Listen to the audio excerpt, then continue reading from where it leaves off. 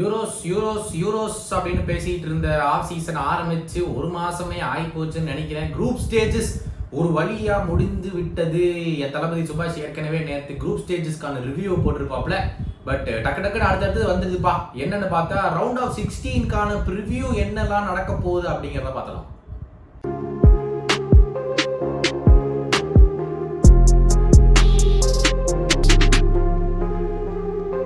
Welcome back to football page. Thank you so much for support. இது வரைக்கும் ஸ்ட்ரைட்டாக போயிடலாம். ரவுண்ட் ஆஃப் 16 இந்த யூரோஸ். ஏற்கனவே குரூப் ஸ்டேஜஸ்க்கு வந்து ஒவ்வொரு குரூப்புக்கும் வந்து ப்ரிவ்யூ பண்ண மாதிரி இது ரவுண்ட் ஆஃப் 16ல மொத்தம் 16 டீம் தான். நம்ம ரொம்ப கவலைப்பட வேண்டிய கட்டாயம் கிடையாது. ஸோ ரவுண்ட் ஆஃப் 16ல வெறும் 8 மேட்சஸ் நடக்க உள்ளது. இது ஏற்கனவே என் தலைவர் சுபாஷ் சொன்ன மாதிரி ஒவ்வொரு குரூப்லேயும் 2 டீம் வந்துச்சுன்னா 12 டீம் அண்ட் தேர்ட் பிளேஸ் பண்ண டீம் 4 பெஸ்ட் டீம்ஸ் அதெல்லாம் சேர்த்து மொத்தமாக 16 டீமாக வந்து ரவுண்ட் ஆஃப் 16க்கு வந்துட்டாங்க. இப்போ ஏற்கனவே ஒரு ஸ்க்ரீனில் தெரியும், இதுதான் ரவுண்ட் ஆஃப் 16 உடைய பிராக்கெட்டு. இதில் எப்படி நடந்து உள்ளே போக போகிறாங்க அப்படிங்கிறத பொறுத்து தான் இந்த ஒரு யூரோஸ் முடிவாக போகுது. ஏகப்பட்ட சுவாரஸ்யங்கள், ஏகப்பட்ட டல் மோமெண்ட்டு அதெல்லாம் நிறைய இருந்துச்சு. அது ஒரு கண்ட்ரிலாம் ஷப்பா அதை பற்றி பேசவே முடியாதுப்பா. அந்த அளவுக்கு டல்லு தான் அந்த கிளப்பு, அந்த கண்ட்ரி. இந்த கிளப்புங்கிற விஷயத்தை நான் விட மாட்டேன்னு நினைக்கிற ரிவ்யூலேருந்து. So coming to the round of 16 games, first நம்ம எடுத்து பார்த்தோம்னா சுவிட்சர்லாந்து vs இட்டலி தான் first game.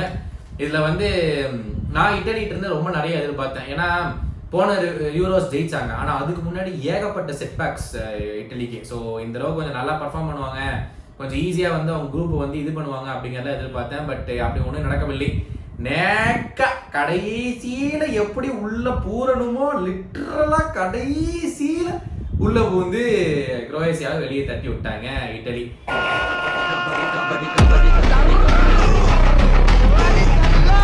So Italy are facing Switzerland. Switzerland வந்து ஒரு மாதிரி ட்ரிக்கியான ஒரு குரூப் இருந்துச்சு. ஜெர்மனி கூட எல்லாம் ஆடினாங்க. பட் அந்த வின் வந்து ஹங்கேரி கூட ஸ்ட்ரைட்டாக ஃபர்ஸ்ட் கேம்ல வந்து வின் பண்ணனால வந்து அவங்களுக்கு ஈஸியாக போயிடுச்சு. ஜெர்மனி கூடயே 0-1 ட்ரா பண்ணாங்க. ஸோ அதனால வந்து அது ஒரு இன்ட்ரெஸ்டிங்கான ஒரு சைடா சுவிட்சர்லாந்து இருக்காங்க. ஏன்னா you have Akanji, middle you have Granit Xhaka, இவங்க இந்த மாதிரி ஒரு சில பேர் வந்து ஒரு ஸ்டார் பிளேயர்ஸாக அவங்க கிளப்புக்கு ஆடுற ஒரு சில பிளேயர்ஸ் இருக்காங்க. ஸோ ஒரு ரீசனபிள் இது பண்ணாங்க. 3-4-2-1 ஃபார்மேஷன் யூஸ்வலாக சுவிட்சர்லாந்து ஆடுவாங்க. அண்ட் அதை தவிர்த்து வந்து ஒவ்வொரு கோலும் கன்சீட் பண்ணியிருக்காங்க. எல்லா கேம்லையும் ஒரு கோல் கன்சீட் பண்ணியிருக்காங்க. மொத்தமாக 3 கோல்ஸ் வரைக்கும் கன்சீட் பண்ணியிருக்காங்க. பட் முக்கியமான பாயிண்ட் சுவிட்சர்லாண்டோட என்னன்னா வந்து இது வரைக்கும் 38 ஷாட் ஃபேஸ் பண்ணியிருக்காங்க 3 கேமையும் கம்பைன் பண்ணி பார்த்தோம்னா. இது நான் எல்லா இது கண்ட்ரிக்குமே சொல்றேன், ஒவ்வொரு எவ்வளோ ஷாட்ஸ் ஃபேஸ் பண்ணிக்கிறாங்கன்னு சொல்லி ஒவ்வொரு கேமுக்கு வரும்போது எனக்கு இது நார்மலா இல்ல எனக்கு ஒரு மாதிரி இருக்கு. 36 ஷாட் நம்ம ஃபேஸ் பண்ணாங்கன்னா வந்து நம்ம யுனைடெட் வந்து சீசன் ஃபுல்லா கலாய்ச்சோம், என்னடா இத்தனை ஷாட்ஸ் ஃபேஸ் பண்றீங்கன்னு சொல்லி. எல்லா கண்ட்ரியுமே இந்த மாதிரி ஷாட்ஸ் தான் ஃபேஸ் பண்ணி வச்சிருக்காங்க. இது வந்து ஒருவேளை இன்டர்நேஷனல் ஃபுட்பால்ல இப்படிதான் இருக்குமோ, நீங்க என்ன நினைக்கிறீங்க காமெண்ட்ஸ் சொல்லுங்க. இத்தனை ஷாட்ஸை ஃபேஸ் பண்றானுங்க. அது எங்கிருந்து அடுத்த ஷாட் நான் ஒத்துக்கிறேன், வெளியே இருந்து அடிச்ச ஷாட்டு, சும்மா 6 அடிச்ச ஷாட்ஸ், பட் அந்த ஷாட் அடிக்கிறதுக்கான பொசிஷன்ஸ் வரதே கூடாது அப்படின்னு சொல்லி கிளப்புக்கு ஃபுட்பால் அவ்வளோ ட்ரை பண்ணுவாங்கல்ல. கண்ட்ரி ஃபுட்பால் அப்படிலாம் இல்லை போலயே. அதனால வந்து எல்லா கிளப்புமே வந்து எல்லா கண்ட்ரியுமே வந்து இஷ்டத்துக்கு ஷாட்ஸை ஃபேஸ் பண்றாங்க, அடிக்கவும் செய்யறாங்க. ஸோ சுவிட்சர்லாந்து வந்து 36 ஷாட்ஸை ஃபேஸ் பண்ணியிருக்காங்க. அவங்களுடைய ஆப்போனன்ஸ் இட்டலி எடுத்து பார்த்தோம்னா அவங்களும் வெறும் 1 வின் தான் 3 கேம்ல. 1 வின் 1 லாஸ் அண்ட் 1 ட்ரா. நான் ஏற்கனவே சொன்ன மாதிரி அவங்க பெருசா கன்வின்சிங்கா ஆடுற மாதிரி தெரியல. இட்டலியோடைய மோஸ்ட் இம்பார்ட்டன்ட் விஷயம் வந்து காலகாலமா இருந்திருக்கிற விஷயம் வந்து அவங்களோட டிஃபென்ஸ். இப்போவும் they have பாஸ்டோனி, they have டார்மியன் and they have Calafiori. இந்த காலாஃபியோரிங்கிற பிளேயர் வந்து left back, left centre back hybrid அந்த மாதிரி பிளேயர். இவங்க பேக் 3 வச்சு ஆடுறதுனா இந்த காலாஃபியோரியை பத்தி ஏகப்பட்ட விஷயங்கள். இந்த அதாவது ஏதோ ஒரு வேர்ல்டு கப்ல இந்த ஹாமஸ் ராட்ரிகேஸ் பண்ணா தெரியுமா, உடனே ரியல் மெட்ரிட் அவனை வாங்கினாங்க. ஒரே ஒரு வேர்ல்டு கப்பை பர்ஃபார்ம் பண்ணல, அதுக்கப்புறம் ஒரு பெரிய பர்ஃபார்மன்ஸ். அது மாதிரி இந்த காலாஃபியோரி பத்தி பயங்கரமா பேசிட்டு இருக்காங்க. இப்போ பொலோனியால் பிளேயரு அவனுக்கான ரீப்ளேஸ்மெண்ட் இப்போ பொலோனியா வாங்கிட்டாங்க. ஸோ இந்த காலாஃபியோரி வந்து 35 மில்லியனோ 40 மில்லியனோ ரிலீஸ் கிளாஸ் இருக்காம. ஸோ எந்த கிளப்புக்கு போவாங்கன்னு பயங்கரமா பேசிட்டு இருக்காங்க. அந்த கடைசி கோல் அந்த இட்டலி ஸ்கோர் பண்ண குரோவேஷியா கூட கேம்லயே அவர் தான் அசிஸ்ட். ஆனா 2வது கேம்ல காலாஃபியோரி தான் 1 கோலையும் போட்டிருக்காப்ல. ஸோ நம்மளுக்கு என்ன பேசுறது அப்படின்னு தெரியல இட்டலியை பத்தி. இட்டலி வந்து வெரி வெரி ஸ்ட்ராங் டிஃபென்ஸ். ஆனா இவங்களே 30 ஷாட் ஃபேஸ் பண்ணிருக்காங்க. இப்படிப்பட்ட ஒரு ஸ்ட்ராங் பேக் 3 வச்சுட்டு ஜார்ஜினியோ மிடில் ஆஃப் த பார்க்லி வச்சும் இவ்வளவு ஷாட்ஸ் ஃபேஸ் பண்ணியிருக்காங்க. இவங்க ஒரு 33 ஷாட் இவங்க அடிச்சிருக்காங்க. ஃபர்ஸ்ட் 2 கேம்லயுமே 4-3-3 ஃபார்மேஷன் ஆடி இருக்காங்க. ஆனா ஏன்னே தெரியல குரோவேஷியா கூட மட்டும் 3-1-4-2 ஃபார்மேஷனை மாத்தி ஆடி அதை ரொம்ப ஸ்ட்ரகிள் பண்ணாங்க அந்த கேம்ல. ஃபர்ஸ்ட் 2 கேம் கூட, அதாவது ஒரு கேம்ல ஒரு வின் அண்ட் ஒரு டிரா ஒரு லாஸ் பண்ணியிருந்தாலுமே கூட 4-3-3 ஃபார்மேஷன் வந்து நல்லா தான் விளையாடிட்டு இருந்தாங்க பரேலா வச்சுட்டு. பட் எதுக்கு மாத்துறாங்க அப்படின்னு தெரியல. ஏன்னா இவெல்லாம் ஆடினா யாரு, ஸ்கமாக்கா இவங்கெல்லாம் வச்சு ஆடிட்டு இருந்தாப்புல, கியேசாவெல்லாம் வச்சு எல்லாத்தையும் வெளியே எடுத்து போட்டு சம்மந்தம் இல்லாமல் வேற ஏதாவது பிளேயர்ஸ் வச்சு பண்ணாங்க இந்த குரோவேஷியா கேமுக்கு. ஸோ என்ன யோசிச்சாங்க, ஏன் அதை பண்ணாங்க எனக்கு தெரியல. பட் இந்த கேம்ல வந்து எடுத்து பார்த்தோம்னா Italy are expected to go through. ஆனா இட்டலி எந்தெந்த கேம்ல எப்படி பண்ணுவாங்கிறது வந்து நமக்கு தெரியல. ஏன்னா நம்ம நல்லா கன்வின்சிங்கா ஆனோம்னு பார்த்தா அதெல்லாம் பண்ணல. ஸோ சுவிட்சர்லாண்டு கண்டிப்பாக ஒரு சான்ஸ் இருக்குன்னு நான் சொல்லணும் இந்த கேம்ல. சுவிட்சர்லாந்து கண்டிப்பா வில் ஹோல்ட் பேக்ல பண்ணி ஏதாச்சும் ஒரு சான்ஸ் கிடைச்சா கவுண்டர்ல தான் ஆடுவாங்க. இட்டலிக்கு தான் நிறைய பால் இருக்க போகுது.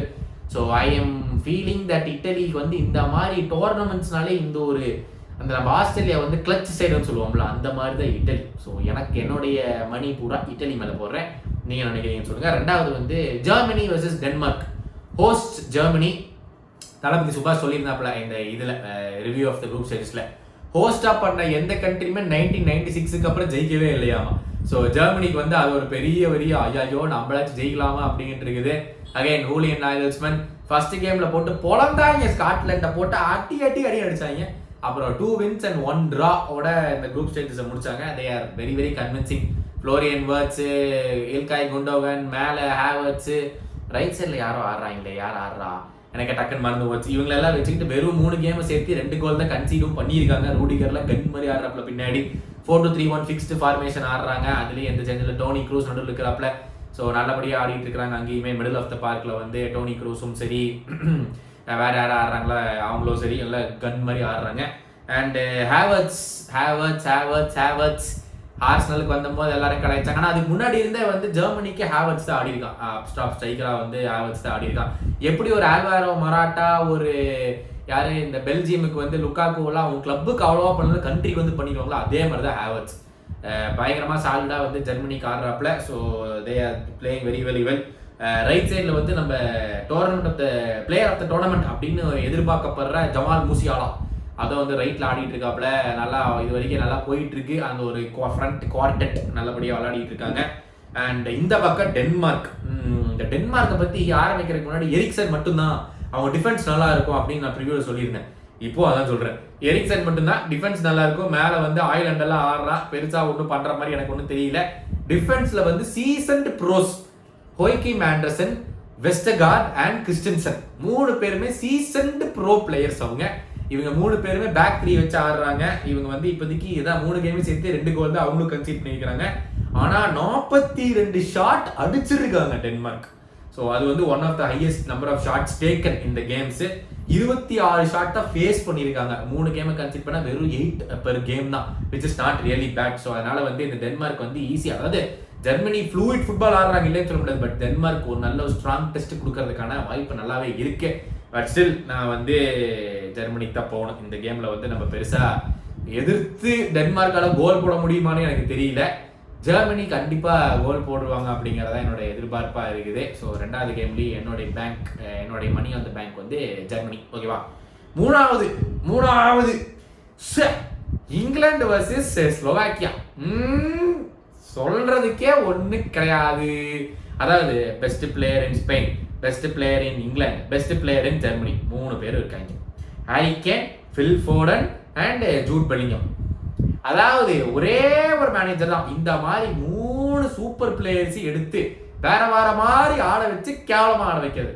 நான் சீசன் ஆரம்பிக்கிறதுக்கு முன்னாடி, இந்த யூரோஸ் ஆரம்பிக்கிறதுக்கு முன்னாடி சவுத் கேட்டுக்கு ரொம்ப முட்டு கொடுத்தேன்.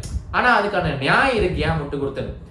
அந்த சவுத் கேட் வந்து மேனேஜ்மெண்ட் எடுக்கிற வரைக்கும் இங்கிலாந்து கோல்டன் ஜெனரேஷன், நான் சொல்றது Rooney, Lampard, Scholes, Gerrard, Beckham, Neville, இவங்கெல்லாம் வச்சிருந்த சைடு வச்சுக்கிட்டே அவனால ஒண்ணும் பண்ண முடியல. மைக்கேல் சவுத் கேட் எடுத்துட்டு வந்துட்டு யூரோஸ்ல ஃபைனலிஸ்டா முடிச்சாங்க. வேர்ல்டு கப்ல வந்து குவார்டர் ஃபைனல்ஸ்ல தோத்தாங்க நினைக்கிறேன் பிரான்ஸ் கூட. ஸோ இது எல்லாமே பேக் டு பேக்கா வந்து க்ளோஸா போறாங்க. ஸோ நான் வந்து சவுத் கேட்னால தான் இது முடிஞ்சிருக்கு. ஸோ சவுத் கேட்டுக்கு இந்த யூரோஸ் சான்ஸ் கொடுக்கலாம், கொடுத்ததுக்கு அப்புறம் என்னன்னு முடிவு பண்ணிக்கலாம் அப்படின்னு சொல்லி நான் சவுத் கேட்டுக்கு கொடுத்து இருந்தேன். எல்லாருமே ஊசுத்திரமா பேசாதப்பா கௌதம், உனக்கு என்னது சவுத் கேட் கேனத்தரமான மேனேஜரு, அவன் எப்படியுமே பண்ண மாட்டான்னு சொல்லி நான் ஒருத்தன் தான் சும்மா இருக்கடா, சவுத் கேட் இவ்வளவு பண்ணியிருக்கான்டா, ஒரு சான்ஸ் இந்த ரவி கொடுத்து பார்க்க எனக்கு நம்பிக்கை இருக்குடா அப்படின்னு சொல்லியிருந்தேன். குரூப் ஸ்டேஜ் முடிஞ்ச உடனே நானே பகிரங்க மன்னிப்பு கேட்டுக்கிறேன்ப்பா, என்னால வந்து முடியாது, பகிரங்க மன்னிப்பு, சவுத் கேட்டு நீ நாசமா தையா போவ, வாய்ப்பே கிடையாது அவனுக்கு. நல்ல வேலை அவனே வெளியே வந்து இதுதான் என்னுடைய லாஸ்ட் இன்டர்நேஷனல் டோர்னமெண்ட்டை நான் ஜெயிக்கலன்னா இதுதான் லாஸ்டா இருக்கணும்னு நினைக்கிறேன் அப்படிங்கிறத வந்து அவனே சொல்லிட்டான். மகராசனா இருப்படா நீ. ஸோ ஐயோ இஷ்டத்திக்கு, அதாவது trend Alexander Arnold is the only creator இந்த சைட். டெக்லன் ரைஸ் எவ்வளவுதான் ஆர்சனலுக்கு விளையாடி இருந்தாலும் வந்து அவனுக்கு இன்னொரு நம்பர் 6 சப்போர்ட் இல்லாம டெக்லன் ரைஸ்னால ஆட முடியாது. Arsenal first half of the சீசன்ல தான் ஏகப்பட்ட பாயிண்ட்ஸ் டிராப் பண்ணாங்க. இந்த டிசம்பர் பிரேக் முடிச்சுட்டு வந்து ஒன்னா ஜார்ஜினியோ இல்லைன்னா பார்ட்டை வச்சு ஆடும்போது பயங்கரமா ஆடினாங்க. ஏன்? டெக்லன் ரைஸ் வந்து is a progressive 6, he is not a holding 6 player. ஓகேவா? progressive 6னா அவருக்கு ஒரு 6-8 ஹைபிரிட் ஆடக்கூடிய ரோல் தான் டெக்லன் ரைஸ். நீங்க ஏன் வெஸ்டாம்ல இதே தான் ஆடினால ஏன் இங்க ஆட முடியாதுன்னு கேட்டீங்கன்னா, தம்பி வெஸ்டாம்ல ஆடுறதுக்கு இங்கிலாந்துல ஆடுறது ஒண்ணா, அதை பத்தி யோசிச்சு பாருங்க. ஸோ அதனால வந்து Declan Rice needs a proper number 6. அது கோபி மைனோவா இருந்துட்டு போட்டும், இல்ல ஆடம் வார்டனா இருக்கட்டும். அந்த ஆடம் வார்டன் தான் ஆடுவான்னு சொல்லி எல்லாரும் எதிர்பார்த்தோம். கிறுக்கு சவுத் கேட்டு சம்பந்தம் இல்லாம வந்து இதை ட்ரெண்ட் நம்பர் 6ல போட்டுட்டு ரைஸ் நம்பர் 6ல போட்டுட்டு ட்ரெண்ட் டபுள் பிவட் ஆட வச்சுட்டான். சரி அப்படியாச்சும் பண்ணு, ஓகே நான் ஒத்துக்கிறேன். ட்ரெண்ட் போடுறதுக்கு பால் ரிலீஸ் பண்ற பிளேயராச்சும் யாராச்சும் வேணுமே. அப்படியும் சைட்ல ஒருத்தவனும் இல்லை. ஃபில் ஃபோர்டன் லெஃப்ட் பிளாங்க்ல ஆடுறான், அவன் லெஃப்ட் ஃபுட்டட் பிளேயர், அவன் ரைட்ல ஆடணும்னு கேட்டா சரி நான் சாக்காவை தூக்கிட்டு ஃபோர்டன் ஆட வைப்பேன். சரி ரைட்டு, அப்ப சாக்கா வந்து மோர் சென்ட்ரலா ஆட வைக்க வேண்டியது, சாக்காவை டச் லைன்ல நிக்க வச்சிட்டான். சாக்கா சாலா கிடையாது. ஸோ சாக்கா வந்து பாலத்துக்கு பின்னாடி போட்டாலும் ஸ்பீடா ஓடக்கூடிய பிளேயர் சாக்கா இல்ல. சாக்கா பயங்கரமா வந்து பால் அவன்ட்டு கொடுத்தீங்கன்னா 1-on-1 டியூவல்ஸ்லயும் நல்ல கட்டிங் பண்ணி ஷாட் எடுக்கிற பிளேயர் தான் சாக்கா. ட்ரெண்ட்டை வச்சுக்கிட்டு அப்படியே பண்ற. ஸோ ஒழுங்கா ட்ரெண்ட்டை தூக்கி ரைட் பேக்லயே போட்டுட்டு Adam Wharton, Jude Bellingham, Declan Rice மிட்ஃபீல்ட்ல போட வச்சாங்க. ட்ரெண்ட்டையே தூக்கிட்டு கார்னர் கேலகர் தான் நான் ஆட வைப்பேன். அந்த கேம்ல சுத்தமா கிரியேஷனே கிடையாது இங்கிலாந்துக்கு. அந்த தேர்ட் கேம்ல 2.09 இதுதான் வந்து அவங்களுடைய மொத்த XG 3 கேமையும் சேர்த்தி. அதுல கிட்டத்தட்ட 1.8 2 வந்து ட்ரெண்ட் கிரியேட் பண்ண சான்சஸ். அந்த ரெண்டாவது கேம்ல மட்டும், ஃபர்ஸ்ட் கேம்ல ஃபோர்டனும் கேனும் தான் ஒவ்வொரு சான்ஸ் கிரியேட் பண்ணாங்க. அதுல பெருசா XG கூட கிடையாது. ட்ரெண்ட் கிரியேட் பண்ண சான்ஸ்ல மட்டும் தான் XGயே வந்திருக்கு. அவனை தூக்கிட்டாப்ல தேர்ட் கேம்ல. நான் வந்து கார்னர் கேலகர் தூக்கிட்டு எனக்கு வந்து எனர்ஜி வேணும் மிட்ஃபீல்ட்ல. அப்புறம் எவன்டா கிரியேட் பண்றது? எவன் கிரியேட் பண்றது? புலம்பி எனக்கு தான் நெஞ்சு வலிக்குது. ஆக மொத்தம் வந்து இவன் மாத்திர வரைக்கும் வாய்ப்பே கிடையாது. சம்மந்தம் இல்லாம இந்த பண்டிட்ஸ் எல்லாம் வந்து சாக்காவை தூக்கி லெஃப்ட் பேக்கா போறதான் சிறப்பு. சாக்காவை தூக்கி லெஃப்ட் பேக்கா போட்டுன்னு நம்ம ஆட வைக்காத நம்மளுடைய யாரு செல்சி சென்சேஷன், என்ன பேர் மறந்து போச்சு, ஐயோ டக்குன்னு பேர் வர மாட்டேங்குதே, அவனுக்கு வந்து மினிட்ஸே கிடைக்கல. கடைசி கேம்ல கடைசி 20 நிமிஷம் Cole Palmer player of the season பேசிட்டு இருந்தாங்க பிரீமியர் லீக்ல. 20 நிமிஷம் தான் 3 கேமையும் சேர்த்தி. எந்த லட்சணத்துல இவனை வச்சுக்கிட்டு ஆரம்பில சரி ட்ரெண்ட் ஆட வைக்கிறியா, பின்னாடி ஓடக்கூடிய வாட்கின்ஸோ இல்ல ஆண்டனி கார்டன் ஆட வச்சா கூட பரவாயில்ல. நான் இப்போ சொல்றேன், ராஷ்வர்டா அவங்க எடுத்துட்டு வரல. ஆனா ராஷ்வர்டை எடுத்துட்டு வந்தா ஒரு ட்ரீம் காம்பினேஷனா இருந்திருக்கும். ட்ரெண்ட் அலெக்சாண்டர் ஆர்னல்டுக்கும் ராஷ்வர்டுக்கும். அப்படியே பாலை பின் பண்ணா ராஷ்வர்ட் சர்ன்னு ஓடி இருக்கான். அதுவும் இல்ல, ராஷ்வர்டை டிராப் பண்ணிச்சு. அது கரெக்ட் தான், நான் இல்லைன்னு சொல்ல மாட்டேன். அவன் ஃபார்ம் எல்லாம் டிராப் பண்ணிட்டி. அப்ப அந்த சைடு ஓடுறவனாச்சும் ஆட வைடா, எதுக்குடா ஃபோர்டன் அங்க போடுற? நெஞ்சு வலிச்சு எனக்கு ஹார்ட் அட்டாக் வருது. எனிவே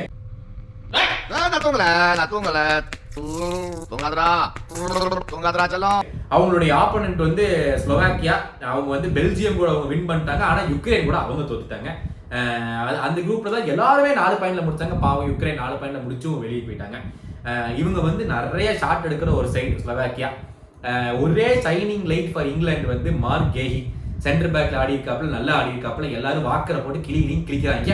அதே மாதிரி லெஃப்ட் பேக்ல வந்து ஒரு ஜோ கோமஸ் ஆட வச்சா பரவாயில்ல பார்த்தா போய் ட்ரிப்பியர் ஆட வச்சிருக்கான். ட்ரிப்பியர்ல நியூ காசலுக்கே லெஃப்ட் பேக் ஆடினது இல்லை. சம்பந்தம் இல்லாம ட்ரிப்பியர் கொண்டு அங்க ஆட வச்சிருக்கான். ஜோ கோமஸ் லிவர்பூலுக்கு சீசன்ல பாதி சீசன் அவன் தான் லெஃப்ட் பேக் ஆனா, அதுவும் இல்லை. இவங்களை வச்சுக்கிட்டு என்ன பண்றது தெரியல. ஸ்லோவாக்கியா எப்படி சிட் பேக் தான் பண்ண போறாங்க. இங்கிலாந்து பாலை கொடுத்தாலும் ஒன்றும் பண்ண போறது இல்லை. எனக்கு ஒன்றும் சந்தேகமா இருக்கா ஸ்லோவாக்கியா அந்த கேமை ஜெயிச்சா கூட. ஆனா எல்லாரும் சொல்ற மாதிரி போய் தொலைது போ, இங்கிலாந்து தான். Spain versus Georgia. ஸ்பெயின் தான் ஒன்லி டீம் 3 வின்ஸ் இந்த டோர்னமெண்ட்ல பண்ணியிருக்கிறவங்க. எல்லா கேமையுமே வின் பண்ணிட்டாங்க. ஜார்ஜியா கூட வந்து வேர்ல்டு கப் யூரோஸ் 2024 குவாலிஃபயர்ஸ்ல 2 கேம் பண்ணிருக்காங்க. அந்த 2 கேம்ல ஆக்ரிகேட் ஸ்கோர் 10-2. ஸ்பெயின் 10 கோல், ஜார்ஜியா 2 கோல் தான் போட்டிருக்காங்க. அதுல ஒரு கேம்ல வந்து 7-1 பீட் பண்ணிருக்காங்க. அதுல ஜார்ஜியாவோட ஹெவியஸ்ட் டிஃபீட் அவங்களுடைய ஹிஸ்டரியிலேயே. இவங்க வந்து இப்போதைக்கு ஸ்பெயின் 9 கோல் போட்டாங்க 3 கேமையும் சேர்த்து 3 கேமையுமே ஜெயிச்சிட்டாங்க. ஜார்ஜியா வந்து ஃபர்ஸ்ட் டைம் நாக் அவுட் ஸ்டேஜஸ்க்கே வந்திருக்காங்க அவங்களுடைய இதுலயே. ஸோ அதுவும் ஃபர்ஸ்ட் டைம் இன்டர்நேஷனல் டோர்னமெண்ட் ஆடி அதுலயே வந்து நாக் அவுட் ஸ்டேஜஸ்க்கு வந்துட்டாங்க. இதுக்கு முன்னாடி வந்து ஐஸ்லாந்து, வேல்ஸ் அண்ட் இன்னொன்று யாரு குரோவேஷியா, இவங்க 3 தான் அவங்களுடைய ஃபர்ஸ்ட் டோர்னமெண்ட்லேயே நாக் அவுட்ஸ் வந்திருக்காங்க. அது வகையில வந்து ஜார்ஜியா வந்திருக்காங்க. ஞாபகம் வச்சுக்கலாம், ஜார்ஜியா வந்து போர்ச்சுகலோட லாஸ்ட் கேம் அந்த குரூப் ஸ்டேஜஸ்ல லாஸ்ட் கேம்ல 2-0 வின் பண்ணாங்க. குவாரன்செலியா செகண்ட் மினிட்லேயே கோலை போட்டார். அதுக்கப்புறம் இன்னொரு கோல் வந்து பெனல்ட்டியில கோல் போட்டு அண்ணனை வந்து எட்டி வாட்சிட்டு வந்துட்டாங்க குரோவேஷியா, குரோவேஷியாங்கிற ஜார்ஜியா இந்த ஒரு இதுக்கு. So Georgia versus Spain, no doubt Spain தான் வந்து ஈஸியாக அந்த கேமை வந்து வின் பண்ணிட்டு போயிடுவாங்க. ஸோ ஸ்பெயினுக்கு தான் நம்மளுடைய ப்ரெடிக்ஷன்.